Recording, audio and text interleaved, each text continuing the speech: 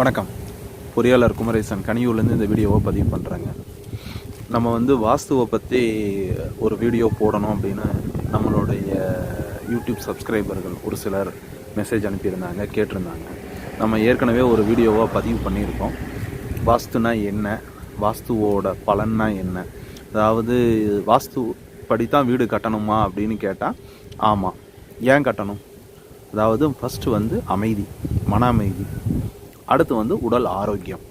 அமைதி, ஆரோக்கியம் இந்த ரெண்டும் கிடச்சிட்டா நம்மளுடைய வாழ்க்கைக்கு தேவையான அத்தனை விஷயங்களும் இதை அடிப்படையில் வச்சு தான் வருது. இந்த இரண்டையும் சிதைக்கும்படி வீடு அமைப்பு இல்லாமல் இருந்தால் எல்லாமே நல்லபடியாக வரும் அப்படிங்கிறத நம்ம தொடர்ச்சியாக வீடியோவில் சொல்லிட்டு வரோம்.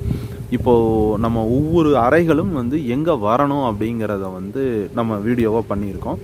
தொடர்ச்சியாக வீடியோக்கள் இருக்குது, அதை பார்த்துட்டு வாங்க. அதாவது நம்ம போட்டிருக்க வீடியோ எதுவுமே எங்கே வரணுங்கிறத மட்டும்தான் நம்ம போடுறோம். எங்கே வரக்கூடாது அப்படிங்கிறத பற்றி நம்ம போடுறதே இல்லை. நம்ம வரக்கூடாதுங்கிறத பற்றி நம்ம பேச வேண்டிய அவசியம் இல்லை. எது வேணுமோ அதை மட்டும் பேசுவோம். இது தவறுங்கன்னு தவறை பற்றியே நம்ம பேச விரும்பலை. எது வரணும், எப்படி இருக்கணும் அப்படிங்கிறத மட்டும்தான் நம்ம வீடியோவில் போட போகிறோம். ஏன்னா எல்லாரும் பெரும்பாலான மக்கள் போடக்கூடிய பதிவுகள் எல்லாமே இப்படி இருக்கக்கூடாது, அப்படி இருக்கக்கூடாது, நெகட்டிவ் தாட்ஸ் இருக்குது. நம்மளை பொறுத்தளவுக்கு நெகட்டிவ் தாட்ஸை பேசுகிறத விட பாசிட்டிவான தாட்ஸை பேசணும்னா நம்மளுடைய ஆரோக்கியமும் மனநிலையும் நல்லா இருக்கும். அதனால் கிடைக்கக்கூடிய பலன் இன்னும் மேலும் அதிகரிக்கும் அப்படிங்கிற ஒரே ஒரு நோக்கத்தை அடிப்படையில் வச்சு தான் நம்ம இந்த வீடியோவை பண்ணிகிட்ருக்கோம். ஏன்னா பாசிட்டிவ் திங்கிங் மாத்திரம்தான் நம்ம அடுத்த கட்ட உயர்வுக்கு நம்மளை கொண்டு போகுது.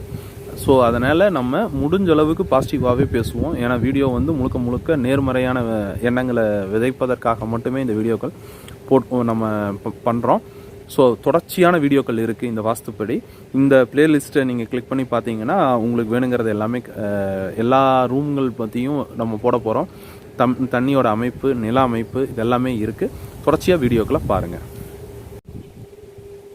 இந்த வீடியோவில் நம்ம பெட்ரூமோட அமைப்பு இப்படி இருக்கலாம், எந்தெந்த திசையில் ஒரு வீட்டில் எந்த பாகத்தில் பெட்ரூம் வரலாங்கிறத பார்க்கலாம். பெட்ரூம் பார்த்தீங்கன்னா பில்டிங்கோட எல்லா போர்ஷன்லேயுமே பெட்ரூம் வரலாம். அதாவது மதியத்தை தவிர மற்ற 4 புறங்களிலுமே பெட்ரூம் வரலாம்.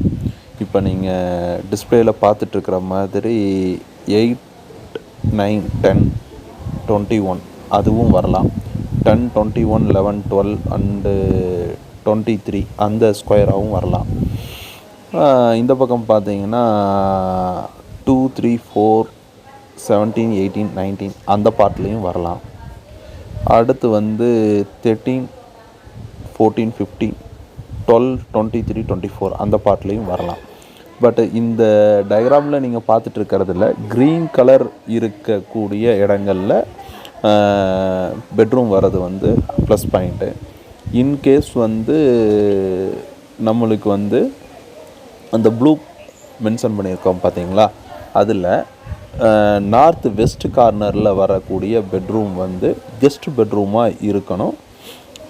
அது மற்ற வீட்டில் எல்லா வாஸ்து ஆஸ்பெக்ட்ஸும் சரியாக இருக்கிற மாதிரி இருந்தால் அந்த இடத்துல கெஸ்ட் பெட்ரூம் அங்கே வரலாம்.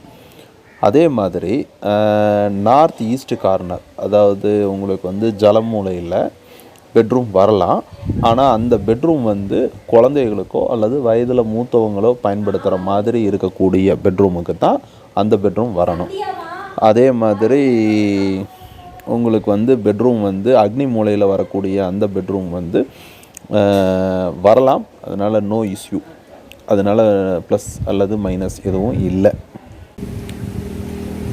இந்த வீடியோ பிடிச்சிருந்தா சப்ஸ்கிரைப் பண்ணுங்கள், ஷேர் பண்ணுங்கள், லைக் பண்ணுங்கள். உங்களுடைய கருத்துக்களை கமெண்ட் பாக்ஸில் அனுப்புங்க. ஏதாவது டவுட் இருந்தால் ஒன்லி வாட்ஸ்அப்பில் மட்டும் அனுப்புங்க.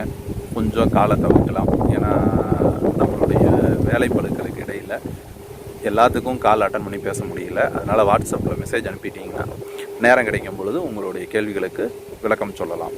நன்றி, வணக்கம்.